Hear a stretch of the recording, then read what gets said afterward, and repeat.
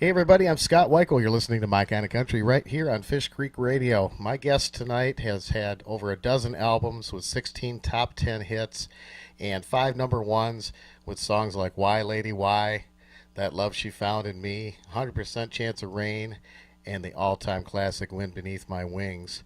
He's performed all over the world for many, many different people, and it's a pleasure to have him on the show tonight. Please welcome Gary Morris to My Kind of Country. Gary, how are you tonight? I'm great, Scott. Thanks for having me on. Well, it's a pleasure to have you on the show, and right away I'd like to congratulate you on winning the 2017 North American Country Music Association International Hall of Fame induction.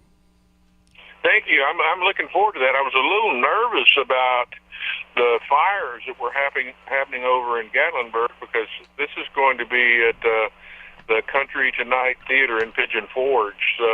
But I think it's all okay. Yeah, it came pretty close to there, but luckily I know the theater's fine, and of course they've had a lot of rain there now too, so they've gotten the fires out. So thank God for that.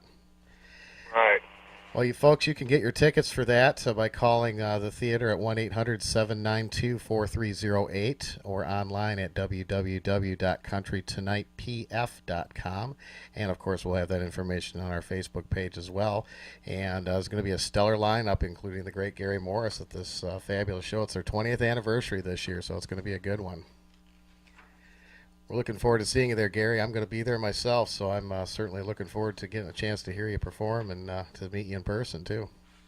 Well, cool. It should be a great night, and I don't even know who all's going to be in the lineup, but I'm looking forward to it. Right now, I'm looking forward to killing a big buck down here in Texas, but I'll be ready to sing by the 18th of March for sure. Well, that's great. Well, so folks, if you hear a big gunshot, that means Gary just got his buck. So stranger things have happened, man. I did a phone interview one time from a tree stand, and that was in Tennessee, and was able to make a shot and make the interview. So it can happen. You're a man of many talents. Well, while we're talking about sports and that type of thing, I understand you're heavily involved with the Project Healing Waters fly fishing program. Tell me a little bit about that. Healing Waters is a national organization.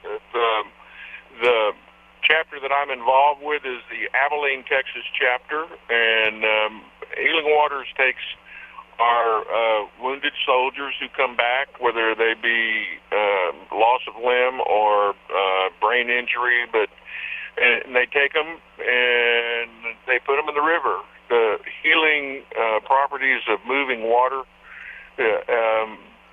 You'd have to hear one of our soldiers tell you what it does for them, but it's a marvelous organization. They not only take them fishing, but they do rod making and fly tying, and it's again a national organization, and I'm excited to be involved with this chapter and doing some work for them. I'm doing a Christmas show in 3 or 4 days that will benefit Healing Waters, and I've done the shows for the last couple of years doing it. So it's a wonderful organization, and anything we can do to make that number of soldiers who come back stay off the I'm going to take my own life list, and that's what I've heard from guys that have actually been involved with Healing Waters, that it changed them, turned them around, gave them a new perspective on life. So it's why I do it. I've been involved with TAPS, and they do grief counseling for the families that have lost somebody, but this is a chance to perhaps prevent another loss of one of our soldiers coming back. Hey, that's fabulous, Gary. That's really a great thing that you're doing. Absolutely. And I know there's more information on your website, GaryMorris.com. You can read more about that. And of course, you can follow Gary on Facebook and Twitter. And of course, his music's available at iTunes, CD Baby, Amazon, all over the world. I've never had a problem getting a hold of Gary Morris music. It's out there, and you've got some great albums on your website available. And you've done some really nice gospel albums too. I was listening to some of those here the other day as well. I like the gospel music, and then I do a Christmas tour every year. I need to get up there sometime before the big snow falls and do a Christmas show. But this year they're primarily in Texas, and we mix in some gospel music and some of my hits, and then the music of the season, Christmas music. Oh, that's great. So, are you working on some new recordings, Gary?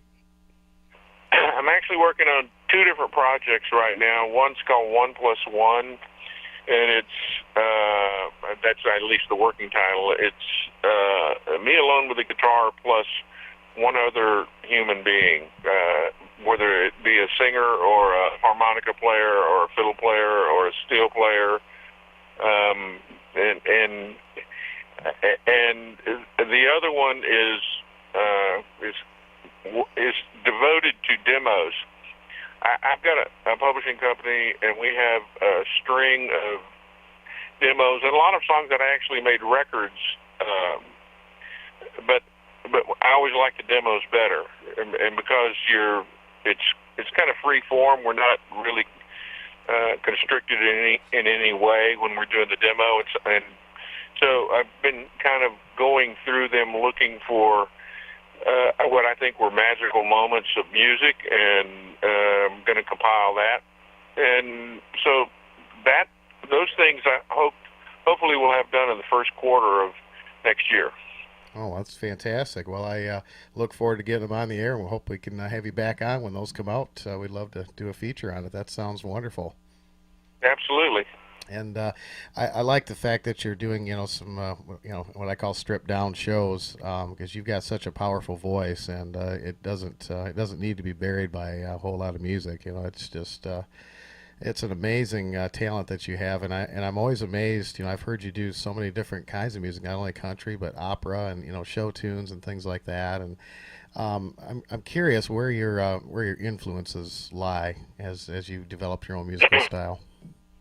Well, you know what? I grew up in Texas, and I grew up listening to WBAP radio, which was not by choice, but because my dad, that's what he had it on, and that was all traditional country music at the time. And then I think about the 8th or 9th grade, the Beatles came along, and I thought, wow, there's the Beatles, and those are some really interesting melodies and lyrics, and then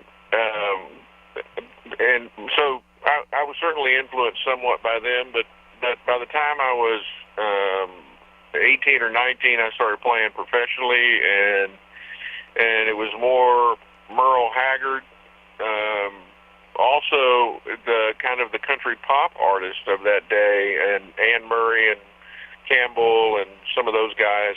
Mm-hmm. And but I've said it in interviews since the very beginning. Oftentimes before I go into the studio and record, I'd listen to something by Merle, because Merle just seemed to always be real honest with whatever he's doing, whether it was an up-tempo or Today I Started Loving You Again. Just always honest. And so those are the influence. But I started singing in a Southern Baptist church, so there's a great deal of influence in the way I sing and the music I choose based on where I was singing when I was a kid. Wow, that's pretty cool. Tell me about working with Linda Ronstadt. One of the coolest chicks ever born. I had a great time with her. Great singer. I had a birthday in New York when I was doing La Boheme with her, and she made a cake and brought it. And she had a car service. It wasn't like a limo, which it was an old Plymouth or something that somebody drove her to the theater anyway. And she brought this cake in, and I remember it was a blue box. She opened the box, and the two layers had slid apart. And she looked at me and said, "Well, it'll eat good anyway." That kind of sums it up. Besides being this wonderful talent, she's really a sweet lady. Oh, that's fantastic. Your breakthrough hit was Headed for a Heartache, and then of course you had the number ones. They just came one right after another there.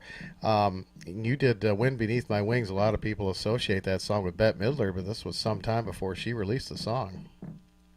Yeah, it won Song of the Year for me in 1984 for the year 1983, and then I think it was in Beaches in 88 or 89.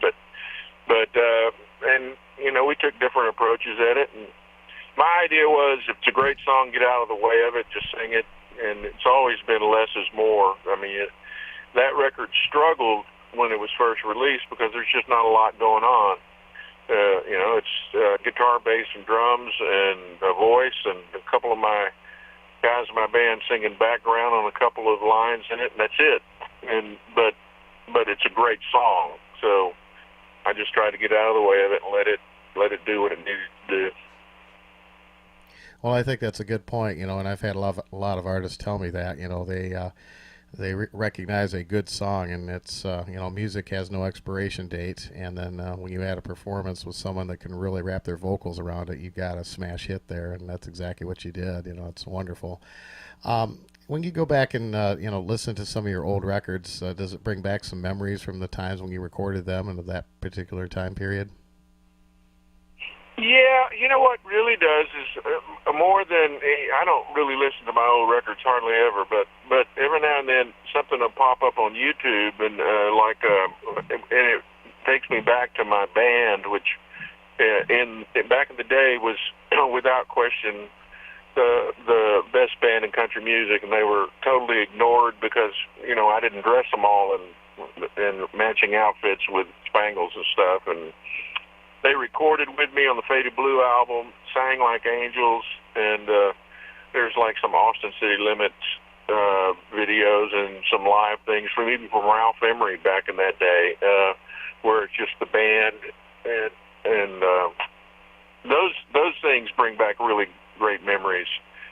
The whole recording process I love making the records, but when in the 80s making a record, there were real rules on what you could send to radio. The snare drum needed to sound like it was a tin can, and you couldn't have any groove in any records. And so even if you cut them that way, by the time they were mixed, they were more vanilla than what they allow today. Now, I'm not real tickled about the music that they're doing today, but electric lead guitar sounds like one, and drums sound like drums, and it's kind of a shame. I listen to some of the records and think the real life out of it was mixed out so it could play on radio, but that's what happened back in that day. Oh yeah, absolutely. Yeah, things have changed a lot. And it's one of the nice things, with internet radios. We don't have any rules and regulations, and if it's good music, we're going to play it. So different ballgame. The hell out of it. Yeah, absolutely. I read an interesting fact, and I didn't know this, and this is pretty cool. You've performed for every president, starting with Jimmy Carter, right on up, and also for the Queen of England. Is that right? That's right. I'm done with presidents now, but up to now, yeah, I've done since Carter actually played for Ford and Betty Ford out at their center, but all the rest of them in Washington at the White House or inaugural or something. So walk me through this a little bit. How is it playing a concert for a president? Is it are you told certain songs you can or can't do, or what's the whole guidelines for that? They don't give you any guidance. The only thing that they ever told me is they said, "Now you're not going to tuck your tux pants in your boots, are you?" Somebody did that.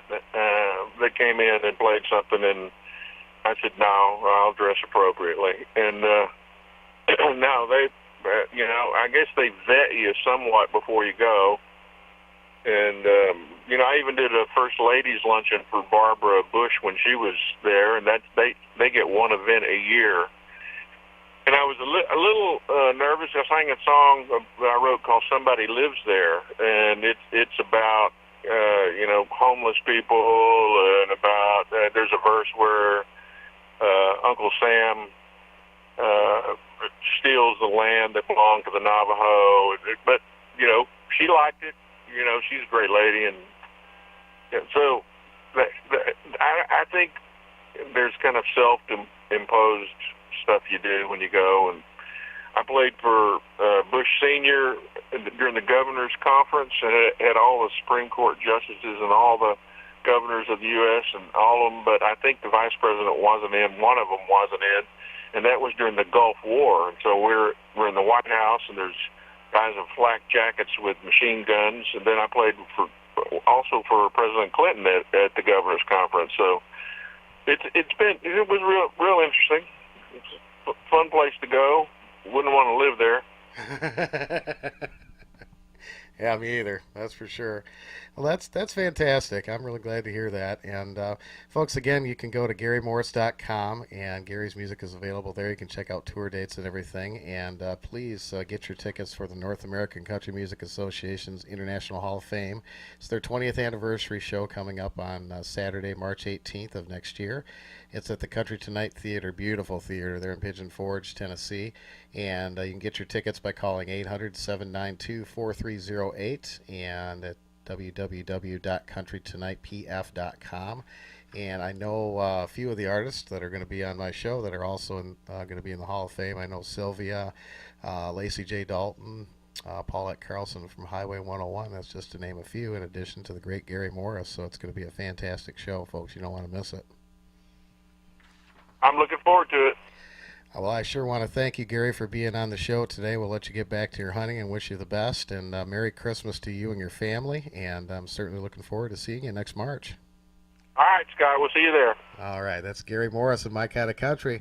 We're going to play a couple of Garys here for you. Here's Why Lady Why. And we're going to play a wonderful duet he did with Crystal Gayle, making up for lost time, too, as we continue with My Kind of Country here on Fish Creek Radio.